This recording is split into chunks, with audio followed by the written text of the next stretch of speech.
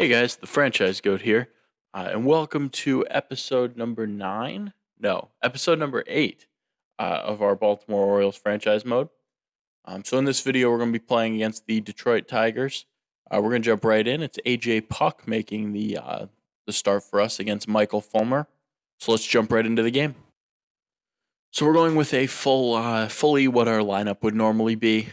Facing a right-handed pitcher, so that entails Chris Davis at the DH and DJ Stewart out in left field. You can see that Austin Hayes is a guy who's really been cooling down as of late. And obviously you got to look at the Tigers lineup there, but we're going to jump right on in. MLB The Show's coverage of Major League Baseball is on the air. Today we've got a good matchup ahead between the Detroit Tigers and the Baltimore Orioles. Let's take a look at the stats for AJ Puck. 2 starts, 10 2/3 innings. Respectable ERA. Hasn't struck out a ton of hitters either, just 7 over almost 11 innings. Not too bad. The 1-2 is swung on and missed, strike 3. Swing and a miss there as AJ Puck goes 99 miles an hour up in the zone for the strikeout. His first of the ball game as he gets Victor Reyes, and there's one down. Swing and a miss, second strikeout already for AJ Puck as he gets Miguel Cabrera that time. And a very good start for our young left-handed pitcher. Swing and a ball ripped into left center field, and that ball is gone. So just like that, C.J. Cron hits his 12th home run of the season, and A.J. Puck immediately gives up 2 runs here to the Detroit Tigers. Fastball that was left just out over the plate a little bit too much. And C.J. Cron makes us pay with a 2-run home run here in the first inning. That's a swing and a miss. So Puck would end up striking out the side here in the first, but he does give up the home run to Cron. And we are down 2-0 heading to the bottom of the first. Take a look at the stats for Michael Fulmer. He's made 16 starts, 3-7 with a 4.92 ERA. Not great stats for him, for the former Rookie of the Year, whose career has been derailed a little bit by injuries in the last few years. Took an 0 for 4 in the victory last night. High fly ball out to straightaway center. That's a fly ball hit pretty well to center field, but we just missed that with Austin Hayes. So that actually is a 1-2-3 inning. So Fulmer gets a solid first. We're headed to the second, down 2-0. Nice layoff right there. Swing and a miss. Puck just powering fastballs by hitters. That's his 4th strikeout. All 4 of his outs have come via the strikeout so far. 2 out, nobody on. Here's a ground ball to second base. Alberto will make the play. And a 1-2-3 second inning for AJ Puck. Let's go to the bottom of the second, still down 2-0. He carries the 8th best average in the American League entering play. This one's blooped out toward. There's a little floater into shallow right. That's going to fall. Not the best of swings, as I actually completely was fooled by the pitch there.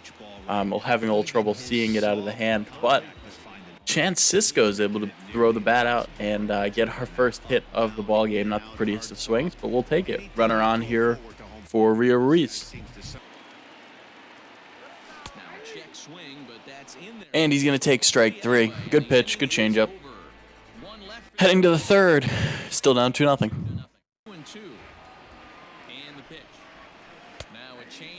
Got him looking. Good pitch from Puck. Changeup down and in. 5th strikeout already.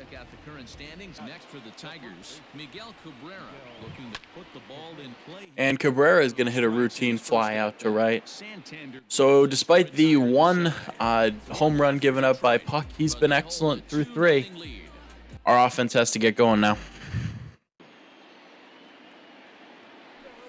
Lifted out towards straightaway center field. Here's a routine fly ball to center for Iglesias, and we go 1-2-3 yet again. Michael Fulmer's really having a solid outing here against our offense. You could tell he was late on that one, and we'll see. Swinging a high fly ball into deep right field. This ball is going to go off the wall. Scope on its way to second. He's going to stop there. And a two-out double for Jonathan Scope. And the Tigers have a threat here in the fourth off of Puck. Swinging a high fly ball into left. Not deep, though. DJ Stewart's going to line it up. And AJ Puck gets out of the inning without any more further damage. Our offense needs to get going. Going to the fourth against Fulmer. Hayes shoots that into right center. That ball is going to get down and go all the way to the wall. Austin Hayes has great speed. He's going to round second and head into third with a one-out triple. And just like that, our offense is in business. Good piece of hitting by Hayes there as he takes the fastball and lines it into the right center field gap.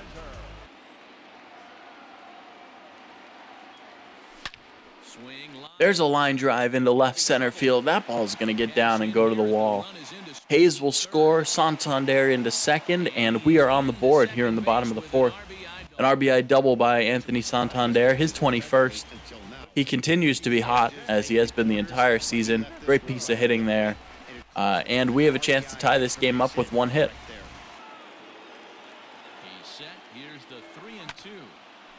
There's a line drive. That's going to get down in front of Jacoby Jones. Chance Sisco has himself a single. Santander moves up to third, and funny enough, after 3 innings of not really hitting anything off of Fulmer, we have 3 straight hits here, a triple, double, and a single. And we are in business to try and tie up this game at the very least. There's a ground ball to short, and that's going to be 2. So we squander that chance there, but Anthony Santander gets us on the board with an RBI double, and we're down 2-1 as we go to the 5th. Much better looking performance from our offense there that inning against Fulmer. Swing and a miss. Good changeup down and away. AJ Puck gets his 6th strikeout as he is just rolling now here in the 5th. Swinging a line drive into right field. That's going to be a base hit. And on his way to second is Reyes. A good throw from Santander, and he is out. Victor Reyes trying to stretch a single into a double there, and Santander is going to cut him down. So AJ Puck works through the 5th, despite giving up that hit. And we are headed to the bottom of the 5th, trailing 2-1. For the start of the inning, and standing in the outfielder, swinging a fly ball out to right center field. That's hit well. That ball is gone. And just like that, we do not capitalize on our chances. And Jacoby Jones launches a solo home run here off of AJ Puck. And the Tigers regain their 2-run lead here in the top of the 6th.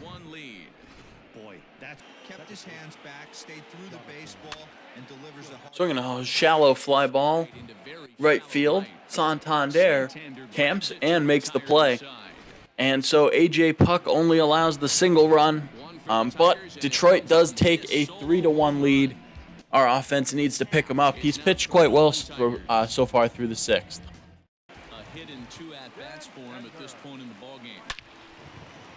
There's a line drive single into right field for Santander. He stays hot and continues to hit as he lines a single into right field, our team leader in hits. And we bring up the tying run here in the bottom of the 6th with 2 outs. Pitcher stays right there. This lineup's going to continue to have a tough time. There's a hard ground ball, but it's right at Cabrera. A little bit of tough luck there for Sisco as he hit it on the nose. We're going to the 7th. Still down 3-1. There's a ground ball off of AJ Puck, and that is going to be a bad luck single. And so the inning begins with a single that's actually not particularly well struck. It looks like Puck is going to be okay, but I think that's going to be it for him in this ball game anyways. So yeah, that's going to do it on the night for AJ Puck. He goes 6 innings, pitched very well actually. Our offense just didn't pick him up. We are going to bring in Brady Rogers, the newly called up Brady Rogers. who has pitched in 5 games, 9 and 2/3, without a particularly great ERA at 7.45. He's getting hit quite a bit. But we'll see what we can do here against the bottom part of the Tigers' order. Working for the punch out and the offer. Swing and a miss as Rogers picks up the strikeout on Nico Goodrum, and there's one down here in the 7th. Seventh inning with a good finish brewing, 3-1 our score. Swing and a miss as Victor Reyes goes down via the strikeout, and there's 2 down. Rogers 1 pitch away from getting out of it. Jones will stand ball game to this point. Swing and a pop-up. Shallow outfield. Jose Iglesias is going to make the play, and Brady Rogers works through and ends up pitching a scoreless 7th, picking up for A.J. Puck. We need to get our offense going here in the bottom of the 7th. 2 on his line so far in the game. Line to the right. DJ Stewart is going to line a single into right field. Another hit for Stewart. And a 2-out single here in the bottom of the 7th. And we'll see if that's it for Fulmer. That is going to be it for Michael Fulmer. He pitched really, really well in this game. Only allowed the 1 run so far. He is responsible for 1 more. We'll see what handedness of pitcher they come in with, and we may counter with a pinch hitter here. They're going to bring in the lefty Daniel Norris, who has had an unbelievable season. 21 1/3, 1.69 earned run average. We have Chris Davis. We are going to counter with a righty, I think. Pat Valleca is going to be our pinch hitter as we counter the left-handed pitcher brought in by Detroit with one of our best righty bats off the bench. There's a line drive. That ball is fair and down the left field line into the corner. Valleca will head to second as Stewart has to stop at third. And there is a 2-out double for Pat Valleca. And just like that, we are 1 hit away from potentially tying this game. Great base hitting there by Valleca, and the pinch hitting works out. We're going to leave Valleca in, and he'll just stay at the DH spot. Swing and a drive into deep left field. Back and making the catch on the run is the left fielder Bonifacio. Jose Iglesias absolutely crushed a baseball, but it's right into the glove of Bonifacio, and we get very unlucky there. Headed to the 8th now, as we continue to be down 3-1.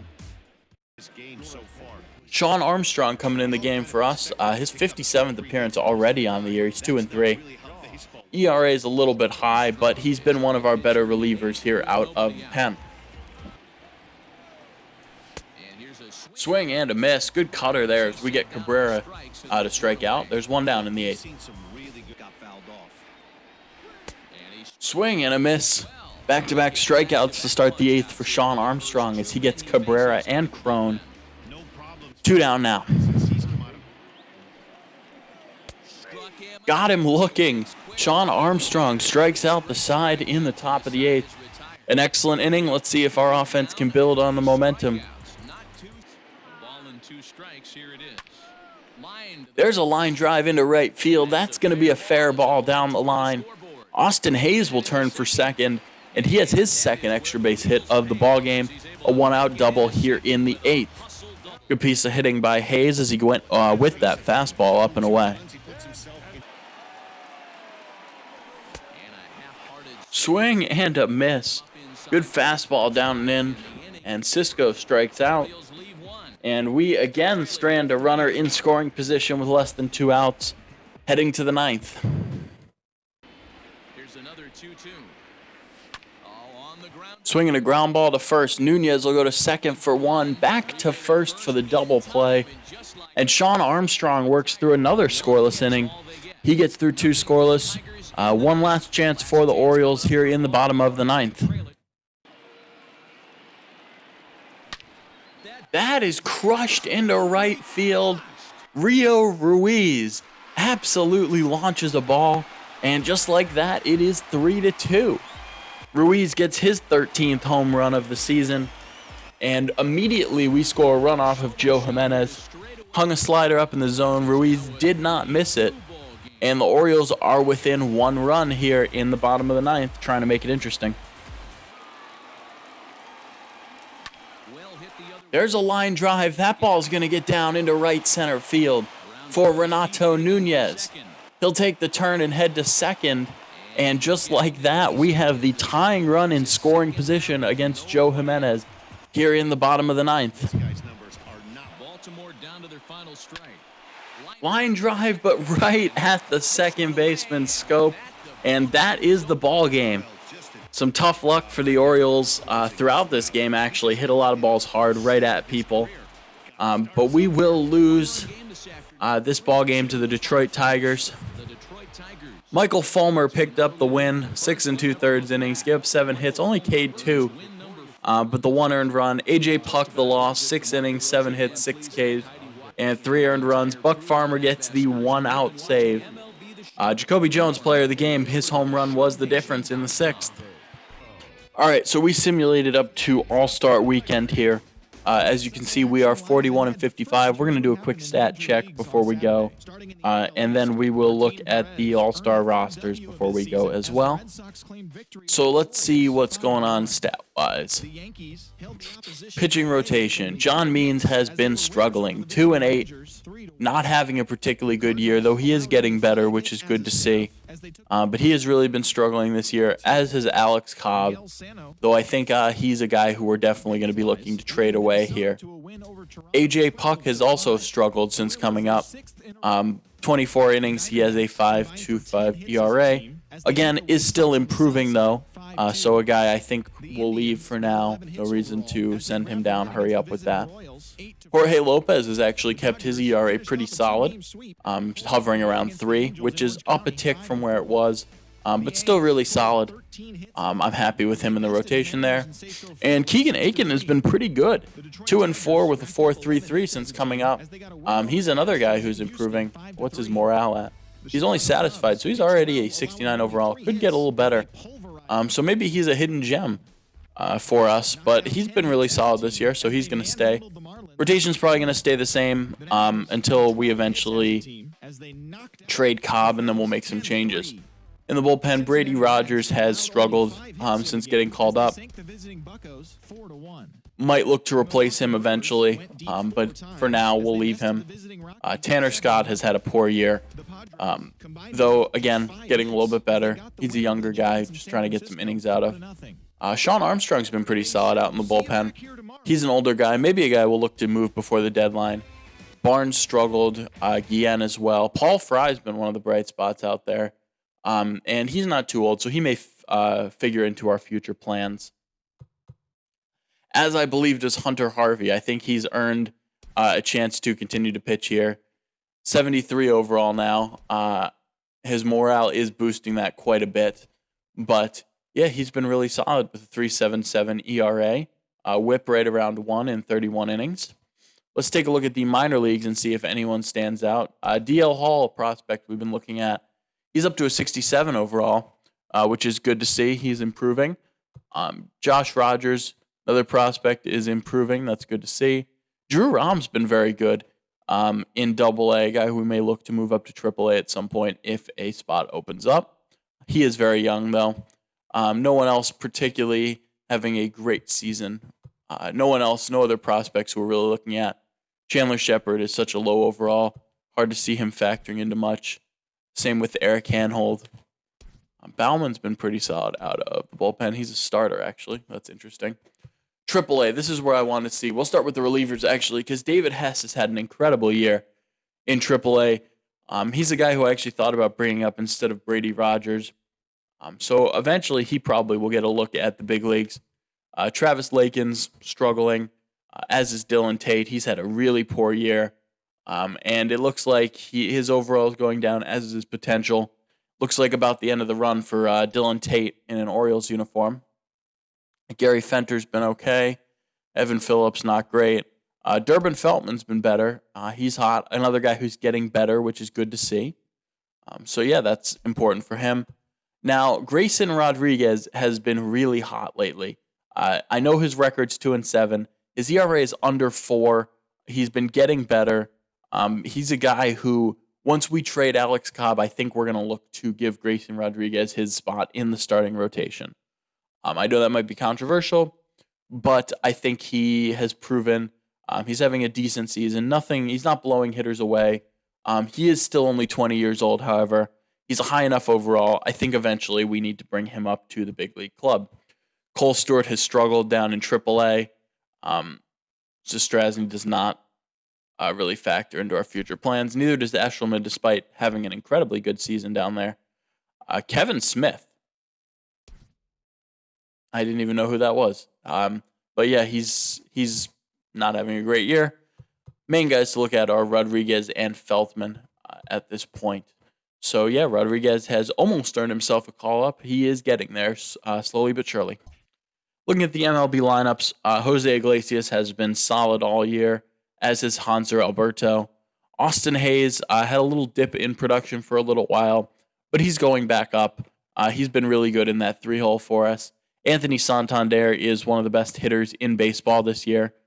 Chance Sisco, one of the best hitting catchers, though he's cold right now. Just goes to show you, though, because he's still hitting over 300. Rio Ruiz at 257 has been very good. Decent number of home runs out of him. Renato Nunez has probably been the biggest disappointment, hitting only 211. He does have 15 home runs, and he is getting better, which is good to see. But I was hoping for a better year from him. DJ Stewart has been really good in that DH and playing some outfield for us. 17 home runs, hitting 284. He is also steadily improving, which is good to see. And Chris Davis has been okay. He's really only platooning, as you can see. Ryan Mountcastle's been all right as well. 222. He's very young, though. Mainly just looking to see that he's getting better, and he is. Brian Holiday has been fine as a backup catcher. Stevie Wilkerson struggled a little bit since he getting the call-up, but I want to give him a chance there. He only has 48 at-bats. And Pat Valleca has been excellent off the bench for us. His stats are pretty good. He's a guy who I might give a chance to later down the line if he continues to perform well. In Double-A, Blaze Jordan's been having a really good year. He's just so young, 17 years old, so I wasn't really ready to call him up to Triple-A yet. He'll probably start next year in Triple-A. As far as other guys, big prospects to look at, Heston Kjerstad has been having a solid year. He's also very young at 21. But yeah, he's getting better, having a good year down in Double-A. Triple-A, we have a few other guys to look at. Yusniel Diaz has struggled a little bit this year. He is, I think, still part of our outfield of the future, but maybe a little bit of a setback. He's probably going to play another year at Triple-A. Adley Rutschman, I'm not sure about what to do with him because Chance Sisco has been so good. Rutschman is a 72 overall. He's getting better. He's already a much better fielder than Sisco. I don't know what to do with them. I'm going to have to think about it for a little while. Tyler Nevins had a solid year as well, another prospect that I was interested to see how he would perform, and he's performed quite well at 22 years old. Probably will stay down in AAA for us next year, though. Caden Griner, also a guy who's having a decent year. Jake Adams has not been good since we traded him for Asher Wojciechowski, but small sample size. We'll see if he can get any better. So I just wanted to get a look at the Futures game rosters here to see if anyone from our team made the Futures game. Let's see. Pitching-wise, I don't see anyone for us. And then in hitting-wise, Adley Rutschman made the Futures game. Not really surprising. Heston Kjerstad also made the Futures game. So 2 representatives for us at the Futures game. We'll let that kind of go, though. We don't need to actually play it. In terms of the All-Star team, I'm interested to see if anyone from our team made the All-Star game, and I already see a couple here. Jorge Lopez made the All-Star game. Really impressive, as it says, the 67 overall. He made it as a reliever, despite being a starter at this point. And Hunter Harvey made the All-Star game as a closer. So 2 pitchers from our staff, 2 younger pitchers, who maybe we have something to build around there, but they both made the All-Star game. Let's take a look at the position players. No starters for us, but Chance Sisco made the All-Star game. Good for him. You can see his potential's going up as well, which is really good to see. He's having an unbelievable year. Definitely deserved an All-Star game appearance, as did Anthony Santander. and he made the All-Star game as well. Both guys hitting well over 300. Santander's been one of the best hitters in the American League so far, so both very deserved. All right, so we are 44 and 55 here as we prepare for an afternoon home game. That's going to be the next episode. We are going to see Keegan Aiken pitch against Trevor Richards for the Tampa Bay Rays. There's where we sit in the standings, really out of the playoff contention. Never really thought we would be a playoff team anyway. But yeah, thank you guys so much for watching. Please like, comment, and subscribe if you enjoyed. And I will see you guys for episode number 9, where we're taking on the Tampa Bay Rays, looking for the sweep. Take care.